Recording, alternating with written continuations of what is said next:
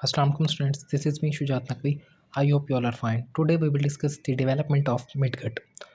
Last हमारी video में lecture में डेवलपमेंट ऑफ फोरगट कंप्लीट हो गई है, जिसमें हमने oesophagus, stomach, spleen, liver, pancreas ये सब देखा था। आज हम देख रहे हैं डेवलपमेंट ऑफ मिडगट। सबसे पहले हमें पता हो मिडगट हमारा कहाँ से स्टार्ट होता है और कहाँ पे एंड होता है।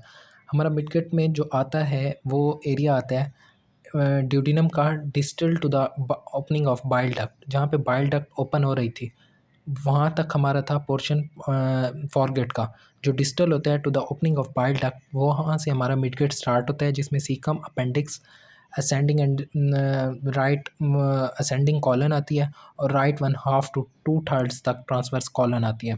फॉर एग्जांपल अब हमारे पास ये असेंडिंग कॉलन है, ट्रांसवर्स कॉलन है, ये डिसेंडिंग कॉलन है। ये हमारे पास ड्यूडिनम है, ये हमारे पास ज्यूजिनम है, ये हमारे पास इलियम है। अब इलियम के बाद यहाँ पे हमारे पास सीकम है।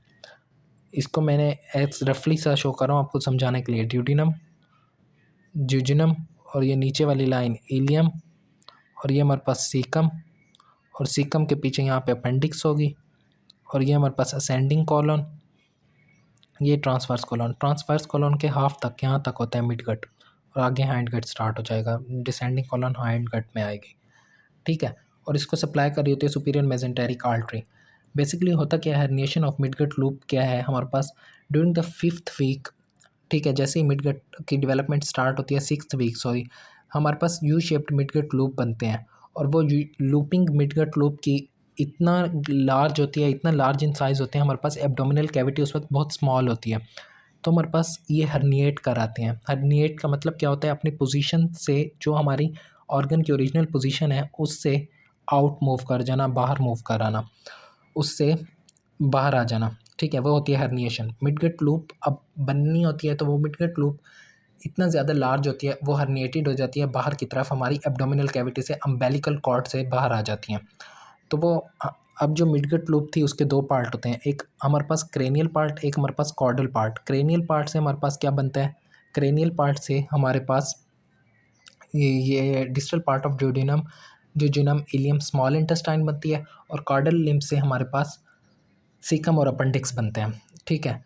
और अब ये जहाँ पे दोनों लूप होते हैं, ठीक है, अब ये क्रेनियल लिम्ब है, ये कॉर्डल लिम्ब है। मिडगट लूप का क्रेनियल लिम्ब और कॉर्डल लिम्ब की एपिक्स पे एक डक्ट होती है जिसको हम नाम देते हैं एम्फेलो एंटेरिक डक्ट।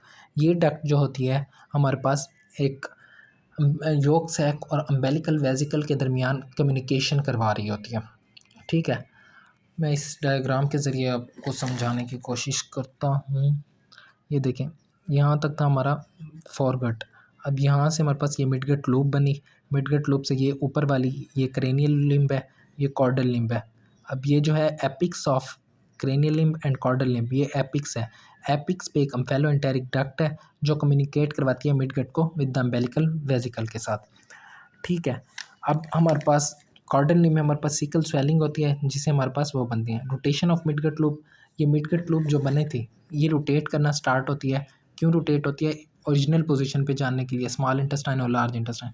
इसकी रोटेशन से हमारे पास ये अब रोटेशन स्टार्ट हुई, स्मॉल इंटेस्टाइन ये बनी और ये नीचे सिकल स्वेलिंग है, ये ऊपर जा रही है और ये नीचे आ रही है। तो इस मूवमेंट से हमारे पास स्मॉल इंटेस्टाइन टुवर्ड्स राइट आती हैं और लार्ज इंटेस्टाइन टुवर्ड्स लेफ्ट बनती है, ठीक है। और ये लास्ट में अपनी ओरिजिनल पोजीशन पे आ गए हैं। इसमें आप देख सकते हैं ये ओरिजिनल सिकल स्वेलिंग जो है अभी जा रही है, मूव कर रही है और ये नीचे की तरफ आएगी, ठीक है।